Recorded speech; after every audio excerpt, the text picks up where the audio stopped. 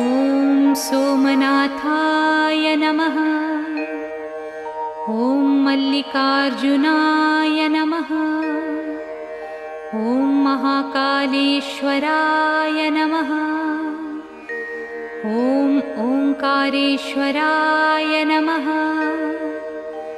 ॐ वैद्यनाथाय नमः। ॐ भीमशङ्कराय नमः। ॐ रामेश्वराय नमः। ॐ नागेश्वराय नमः। ॐ विश्वेश्वराय नमः। ॐ त्र्यम्बकेश्वराय नमः। ॐ केदारेश्वराय नमः। ॐ भुस्मेश्वराय नमः।